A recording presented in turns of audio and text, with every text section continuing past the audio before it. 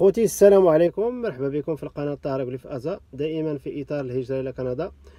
قبل ما نبدا هذه الحلقه كنبغي نشكر المتتبعين تاع القناه، كنبغي نشكر الناس اللي كيدعموني وكيلايكيو الفيديوهات وكبارطاجيو كذلك باش تعمل فائده للجميع. وكذلك كنبغي نهني متتبعين تاع القناه اللي حصلوا على عقود العمل وعقود الدراسه في مختلف لي بروفانس تاع كندا.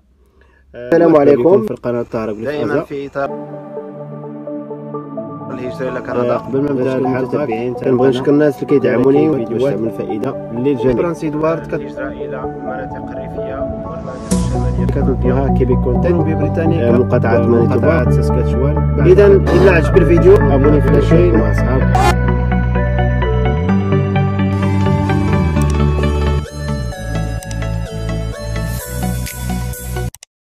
في هذه الحلقه غنحاول نجاوب على مجموعه من الاسئله اللي جاتني من خلال الاسبوعين الماضيين حول كيفيه الحصول على عقود العمل مؤقته والاجراءات وكذلك الوثائق المطلوبه لهذا العقد العمل.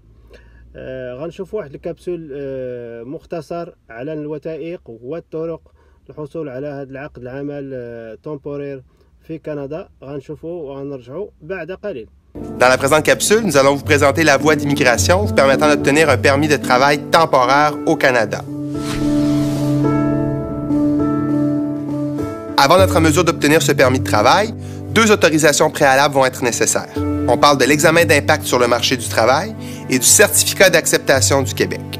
Ces deux documents vont être demandés de concert avec votre employeur et généralement vont vous être émis pour une période variant de 1 à 3 ans. Une fois ces deux documents en main, vous allez être en mesure d'interpeller l'ambassade responsable de votre pays de résidence afin de soumettre la demande de permis de travail.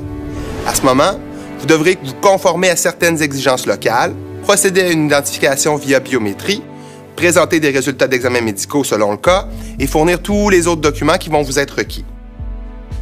Si la décision devait s'avérer positive, un permis de travail fermé va vous être émis. On parle donc d'un permis fermé à un employeur, à un poste et à un lieu de travail.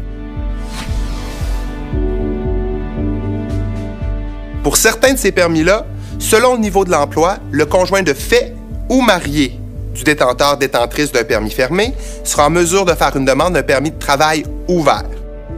Ainsi, le conjoint ou la conjointe du détenteur de permis de travail fermé sera en mesure d'attaquer le marché du travail comme il le peut ou comme il le veut. Aussi, les enfants souhaitant accompagner les détenteurs de permis de travail fermé pourront aussi obtenir des autorisations temporaires de la même durée que celle obtenue pour le fameux permis de travail fermé.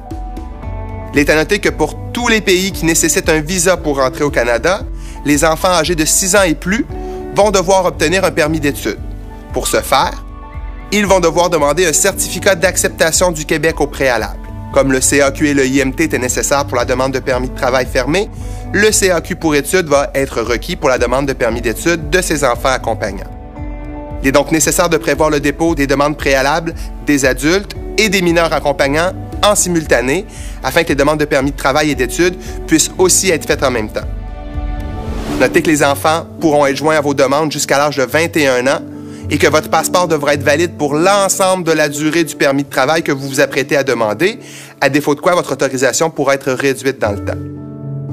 Je porte à votre attention aussi que l'ensemble des procédures décrites aujourd'hui dans la présente capsule vont varier dans les durées de quelques semaines à plusieurs mois, dépendamment de l'emploi, du lieu où la demande a été soumise et du programme utilisé par votre employeur. Nous espérons que ces informations vous seront utiles dans la préparation de votre projet de vie au Canada et nous vous invitons à consulter le site Québec en tête pour plus d'informations. Merci.